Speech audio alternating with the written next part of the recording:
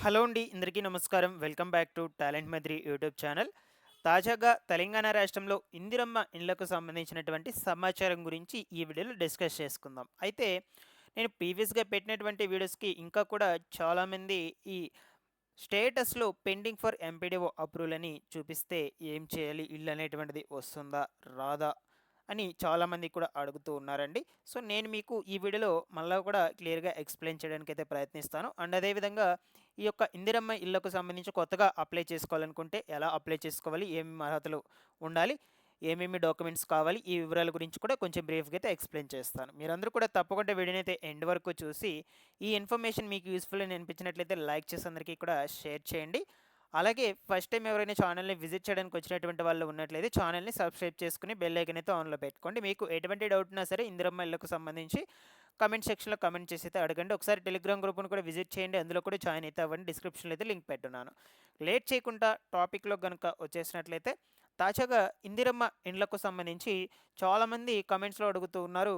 మేము online status check చేసుకున్నప్పుడు pending for MPDO approval అయితే వస్తుంది. మాకు ఇల్లు అనేటువంటిది మంజూరు చేస్తారా? చేయరా? అసలు వస్తుందా? లేదా? అని అయితే అడుగుతూ ఉన్నారనమాట. సో, ఫస్ట్ వచ్చేసి వన్ బై వన్ అయితే డిస్కస్ చేసుకుందాం. ఆన్‌లైన్ స్టేటస్ ఎలా చెక్ చేసుకోవాలి? సో, ఆన్‌లైన్ స్టేటస్ ఓపెన్ అయ్యాక అక్కడ ఎంపీడీఓ అప్రూవల్ అని ఉన్నట్లయితే ఏం చేయాలి? ఏం చేస్తే ఇల్లు అనేటువంటిది వస్తుంది? ఆ వివరాల గురించి అయితే చూద్దాము. ఓకేనా?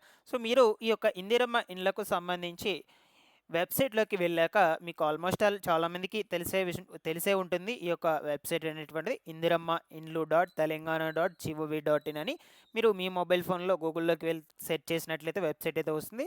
వెబ్‌సైట్‌లోకి వచ్చాక ఫస్ట్ ఇక్కడ application search and grievance officer login అని 3 ఆప్షన్స్ అయితే ఉంటాయన్నమాట. సో, ఇక్కడ అప్లికేషన్ సెర్చ్ దగ్గర మనకు సెర్చ్ బై అనే ఆప్షన్ మీద క్లిక్ చేసినట్లయితే 4 ఆప్షన్స్ అయితే రావడం జరుగుతుంది. Mobile number, Aadhaar number, application ID, FSC card number. వీటిలో మీరు ఏ ఆప్షన్ అయినా సెలెక్ట్ చేసుకొని అంటే మొబైల్ నంబర్‌ని సెలెక్ట్ చేసుకొనైనా స్టేటస్ చెక్ చేసుకోవచ్చు. అలాగే ఆధార్ నంబర్ సెలెక్ట్ చేసుకొనైనా స్టేటస్ చెక్ చేసుకోవచ్చు. అప్లికేషన్ ఐడీని సెలెక్ట్ చేసుకొనైనా స్టేటస్ చెక్ చేసుకోవచ్చు.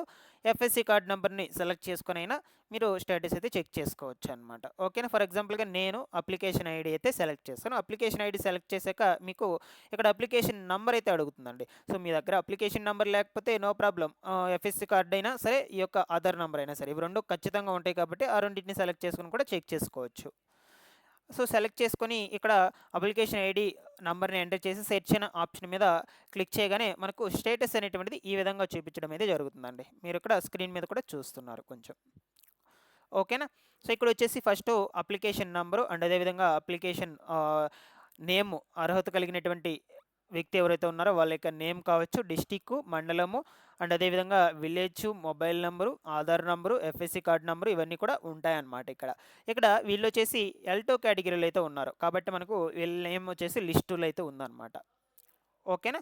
సో, ఇక్కడ అప్లికేషన్ స్టేటస్ దగ్గరైతే చూడొచ్చు. చాలామందికి సేమ్ ఇదే రిమార్క్ అయితే చూపిస్తుందనమాట అప్లికేషన్ స్టేటస్ దగ్గర. పెండింగ్ ఫర్ ఎంపీడీఓ అప్రూవల్ అయితే చూపిస్తుందని ఇప్పటికి చాలామంది అయితే అడిగారనమాట నన్ను. ఓకేనా. ఈ విధంగా ఎందుకు చూపిస్తుంది అంటే మీ యొక్క అప్లికేషన్ అనేటువంటిది మీరు వన్స్ దరఖాస్తులు పెట్టుకున్న తర్వాత ఈ యొక్క మున్సిపల్ కార్యాలయం నుంచి అండ్ అదేవిధంగా మీకు ఈ యొక్క ప్రజాపాలనలో మీరు ఈ రెండిట్లో దరఖాస్తులు చేసుకున్న తర్వాత అప్లికేషన్ ఫామ్ వచ్చేసి అక్కడ వెరిఫికేషన్ అయ్యాక ఎంపీడీఓ ఆఫీస్‌కి అయితే వెళ్తుందనమాట. ఎంపీడీఓ గారి లాగిన్‌లోకి అయితే వెళ్తుంది. ఎంపీడీఓ గారి లాగిన్‌లోకి వెళ్ళాక అక్కడ వాళ్ళు మళ్ళా కూడా వెరిఫికేషన్ అయితే చేస్తారు. రీచెక్ చేస్తారు ఇంకొకసారి. సో, అప్పుడు వాళ్ళు చెక్ చేసి దాని తర్వాత అప్రూవల్ అనేటువంటిది అయితే ఇవ్వడం జరుగుతుంది. సో, మీకు ఆ యొక్క వెరిఫికేషన్ అనేటువంటిది లేట్ అయ్యి ఉన్నట్లయితే మీకు ఇక్కడ పెండింగ్ అని చూపిస్తుందండి. ఇన్ కేస్ అక్కడ ఎంపీడీఓ ఆఫీస్ దగ్గర వాళ్ళ యొక్క లాగిన్‌లో వెరిఫికేషన్ అనేటువంటిది పూర్తి అయిపోయినట్లయితే ఇక్కడ ఏం చూపిస్తుంది?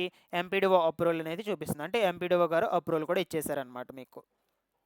కాబట్టి మీకు ఎంపీడీఓ ఆఫీస్‌లో పెండింగ్ ఉండడం వల్ల ఇక్కడ పెండింగ్ ఫర్ ఎంపీడీఓ అప్రూవల్ అయితే చూపిస్తుంది. ఒకసారి వెళ్లి అక్కడ అడగండి. మీ యొక్క అప్లికేషన్ రీవెరిఫికేషన్ అయిందా లేదా అని. వెరిఫికేషన్స్ చేసేస్తే మీకు ఇక్కడ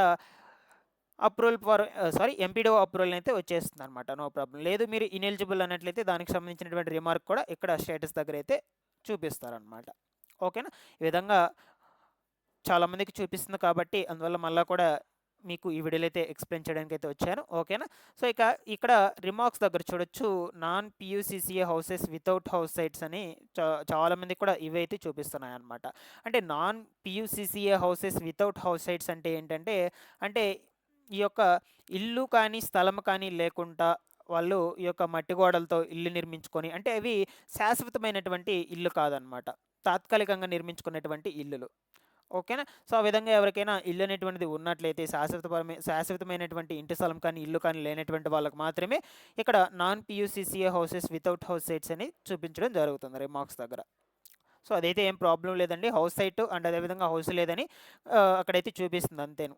ఓకేనా? ఇకపోతే మీరు ఆల్రెడీ బేస్మట్టం లెవెల్ వరకు ఇల్లు అనేటువంటిది నిర్మించేసుకున్న, అలాగే గోడల వరకు ఇల్లు అనేటువంటిది నిర్మించేసుకున్నా సరే, మీ అంతటా మీ మొబైల్ ఫోన్లోనే ఇందిరమ్మ ఇళ్లకు సంబంధించినటువంటి యాప్లో మీ ఇంటి ఫోటోలను తీసి అప్లోడ్ చేసుకున్నట్లయితే దానికి తగిన బిల్ అనేటువంటిది మీకు బ్యాంక్ ఖాతాలకి అయితే జమ కావడం అయితే జరుగుతుంది మనకు.